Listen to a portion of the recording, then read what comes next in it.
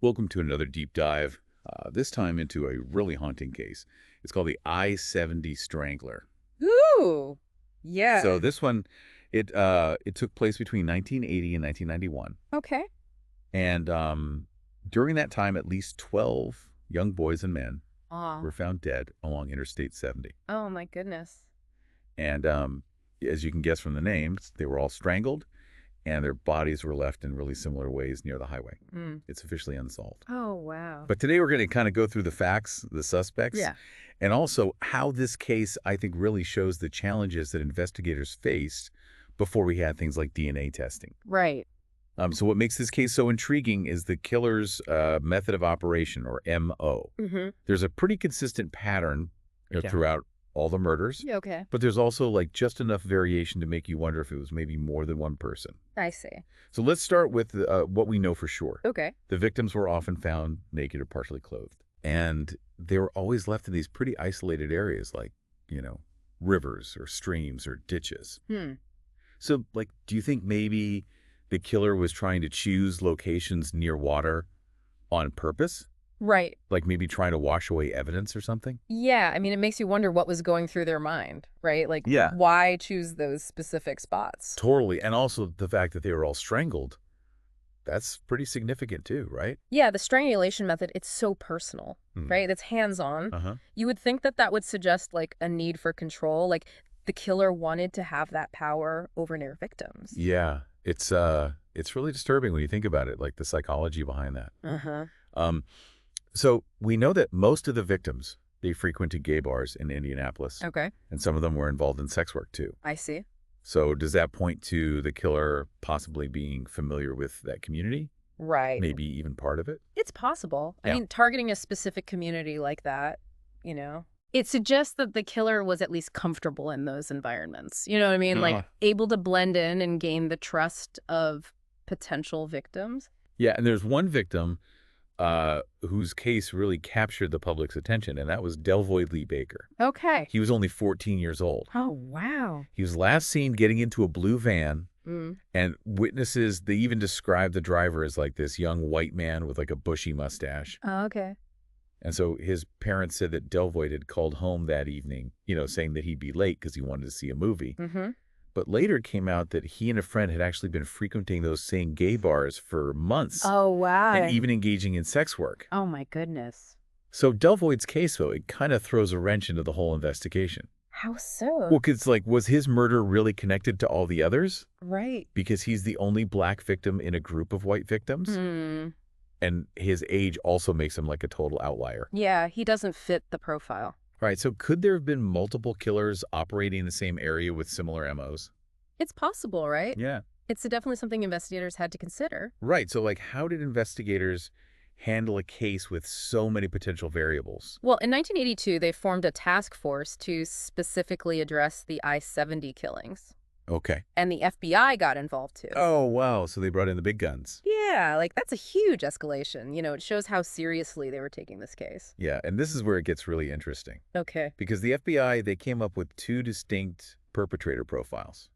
Two. Yeah, so the first profile, it suggested like a younger man, Okay. maybe in his 20s or 30s, blue collar, maybe with like a fascination with the military or something. Interesting. They also highlighted a possible internal conflict. Yeah.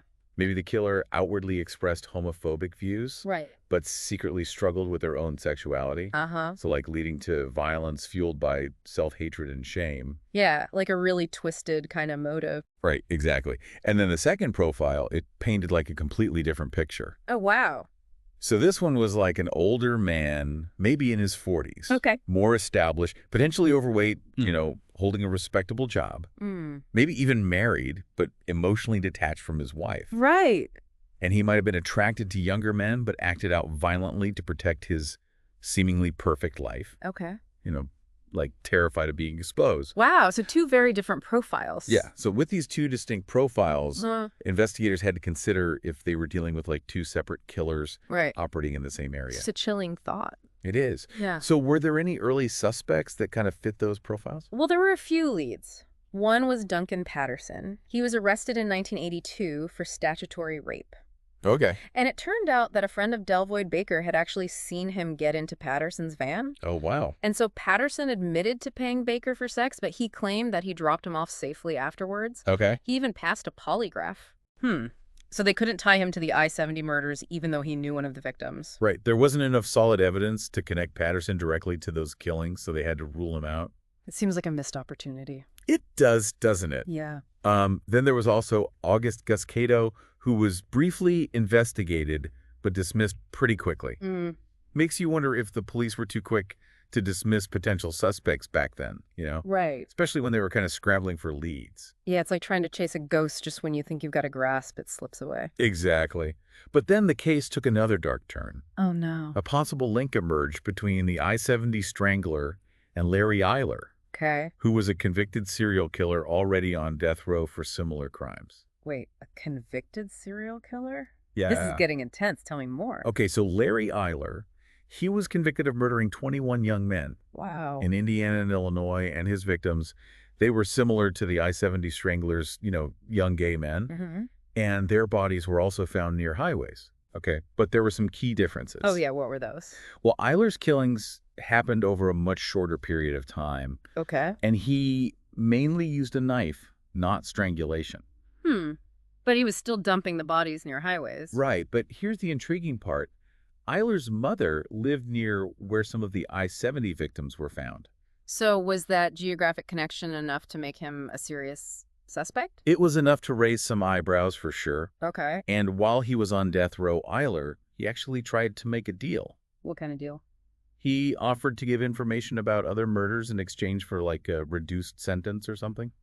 Was he trying to use the I-70 Strangler case as leverage? Well, he claimed that he had an accomplice in some of his crimes. Okay. A man named Robert Little. Okay. And so Eiler confessed to killing Stephen Egan, and he implicated Little. But when Little went to trial, there wasn't enough evidence. Oh, wow. And Eiler's testimony was deemed unreliable. But tragically, 2 days after Eiler died in prison. His lawyer revealed a posthumous confession. Posthumous confession? What does that even mean? It means a confession made after the confessor's death. Okay. So in Eiler's case, he admitted to 21 murders, including 2 that were initially thought to be connected to the I-70 Strangler. So even with this confession, no direct link to the I-70 case. Right. It's almost like the killer was taunting the police, you know, Yeah. leaving little breadcrumbs, but never enough to actually catch them. Yeah, totally. But then in 1998, a bombshell dropped. A tip led investigators to focus on Herb Baumeister, Okay. who was a local businessman. And this is where that chilling detail I mentioned earlier comes into play. Okay. A photo surfaced placing Baumeister with one of the I-70 victims, Oh, wow. Michael Riley, at the Vogue Theater. No way they had a picture of a potential suspect with one of the victims. Yeah. Was it clear? It was clear enough. Like, could they be certain it was Baumeister? Yeah, it was a crucial piece of evidence Yeah. that gave them probable cause to dig deeper into Baumeister's life. Okay, and what they found was truly disturbing. They searched his property, Yeah. and they made a horrifying discovery: the skeletal remains of at least 7 other men, Oh, my God. all killed between 1993 and 1995. They found a graveyard on this guy's property that's terrifying. It is. So how did a seemingly ordinary businessman become a serial killer? Right. And was he really the I-70 Strangler? We'll get into all that when we come back. So Herb Baumeister, he was a fascinating but also really disturbing case. Yeah. I mean, on the surface, he was this successful businessman. He owned a chain of thrift stores called Save-A-Lot, had a wife and kids, Okay. lived in this, you know, affluent Indianapolis suburb. Right, like the classic picture of the American dream. Exactly. But underneath it all was this really troubled individual. It's so hard to reconcile those two images. You know, the successful family man and the suspected serial killer. Right. So what do you mean by troubled? Like, what are we talking about here? Well, for one thing, Baumeister, he had this long history of mental health issues, dating all the way back to his teenage years. Like, he'd been in and out of psychiatric hospitals. Wow.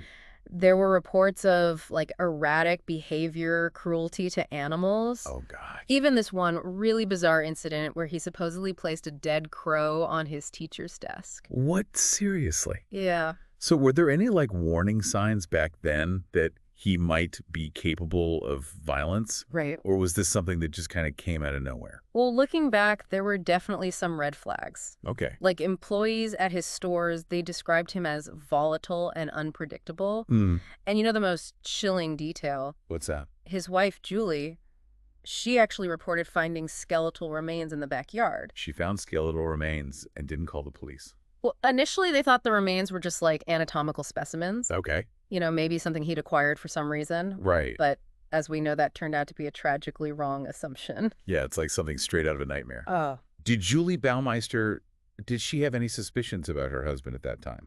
I mean, finding skeletons in your backyard is not exactly normal. She did have some suspicions. Okay. Like, she often found men's clothing around the house and the garage, clothes that didn't belong to her husband. Right. And she noticed that the landscaping in their backyard, which was wooded, it seemed disturbed, like someone had been digging. Okay. But when she confronted her husband about these things, he either just dismissed her concerns, Right. or he came up with these plausible explanations. Wow. So many opportunities to uncover the truth. I know. But they were just missed time and again. Yeah. So what was it about that 1998 tip that finally led investigators to search his property? Well, it all came back to that photograph of Baumeister with the victim Michael Riley at the Vogue Theater. Right. That single image, it was the key. Okay. It provided a concrete link between Baumeister and one of the I-70 victims. Right. Which is something they hadn't been able to establish before. It just makes you wonder about all the other potential victims out there. Right. You know, who may never get justice because that one crucial piece of evidence is missing. Absolutely. So when they finally searched Baumeister's property, what was the public reaction? Oh, it was a media frenzy. Yeah. Like, the case made national headlines. I bet. The idea that this seemingly successful businessman could be hiding such a horrific secret, it captivated the nation. And for the families of the I-70 victims, it was a mix of emotions, you know? Right. Hope that they might finally get some answers, but also despair at the brutal reality of what their loved ones had endured. Were they ever able to determine how many victims Baumeister was responsible for? Sadly, no. That remains one of the biggest mysteries in this case. Wow. I mean, the remains of at least 11 victims were found on his property. Right. But, you know, given his patterns of behavior, Yeah. like frequenting gay bars, picking up men traveling extensively on the interstate, investigators believe there were likely many more. So they believed he might have used the interstate as a way to find victims, Exactly. not just to dump the bodies. Right. He could easily travel along the highway, select his victims, and then just disappear back into the anonymity of the road. That's a scary thought. It's chilling to think how many people he might have encountered, you know, Right. how many lives he might have touched before his dark side was finally revealed. It's like he was leading this total double life. Right. Did he ever face justice for his crimes? Sadly, no. As the investigation closed in, he fled to Canada. Oh, wow. And his body was later found in Pinery Provincial Park in Ontario. Okay. He had died by suicide, Oh, gosh. a gunshot wound to the head, Wow. and they found a suicide note in his car, but it didn't mention the murders or offer any explanations. So he took his secrets to the grave with him. It seems that way. But even with Baumeister gone, the impact of his crimes lives on. Right. The families of his victims are still searching for closure. And for those who believe he was the I-70 Strangler, there's that unsettling question of whether all of his victims have been found. Right. Could there be more bodies out there? That's a question that haunts a lot of people who have followed this case. Yeah, but... And it speaks to the lasting impact of these kinds of crimes. Even when a suspect is identified, the fear, the uncertainty, the loss, Right. it all ripples outwards, impacting not just the immediate victims and their families, but the community as a whole. You're right. These cases stay with us. They force us to confront the darkness that can exist, even the most seemingly ordinary people. Absolutely. And they remind us that we can never truly know what lurks beneath the surface. It's true. You know, it's crazy to think about how this case, like with all the twists and turns, really shows how much investigations have changed over the years. Oh, yeah, totally. I mean, we're talking about a time when DNA profiling wasn't even a thing. Right. So, like, trying to track a killer across state lines back then Yeah. must have been a nightmare. Like searching for a needle in a haystack. Exactly. No internet, no cell phones, no surveillance cameras like we have today. Right. Investigators had to rely on witness statements, Oh. which, you know, are sometimes unreliable. How old are you? And whatever physical evidence they could find. Yeah, it's no wonder these kinds of cases just dragged on for years, Right.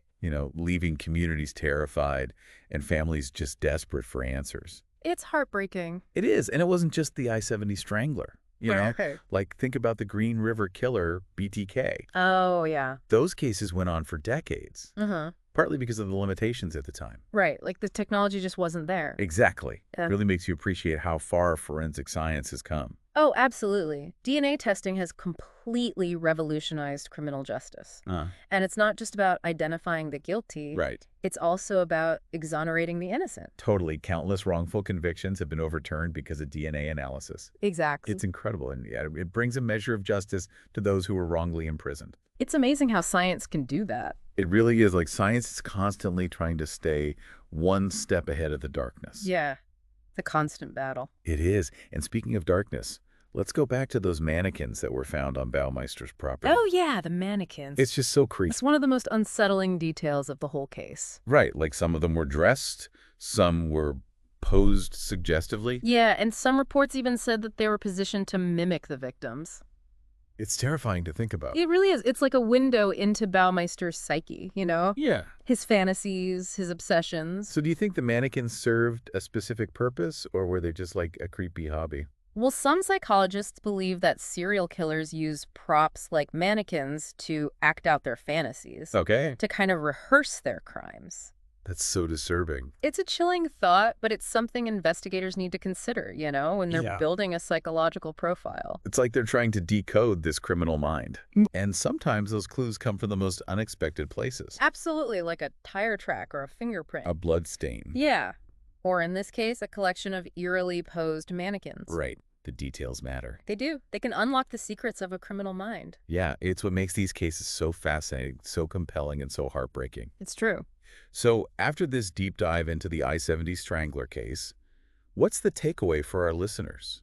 What can we learn from this story, even with all its unanswered questions? I think the biggest takeaway is that appearances can be deceiving.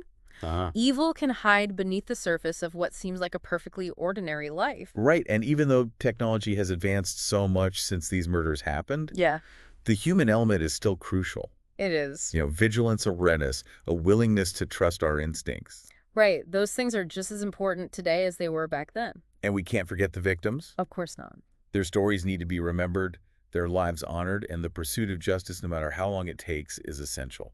I completely agree. The I-70 Strangler case might be shrouded in mystery, but it happened during a time when, things were changing for the LGBTQ plus community. Right. There was growing awareness and acceptance, but sadly, Yeah. it was also a time when homophobia and violence against that community were still really prevalent. It's a reminder that progress can be slow, Yeah. and the fight for equality and justice is an ongoing battle. We've come a long way since the dark days of the I-70 Strangler. Yeah. But this case, it's a reminder that we can't let our guard down, We Right. have to remain vigilant, compassionate, and committed to building a world where these kinds of tragedies don't happen anymore. That's a powerful message to end on.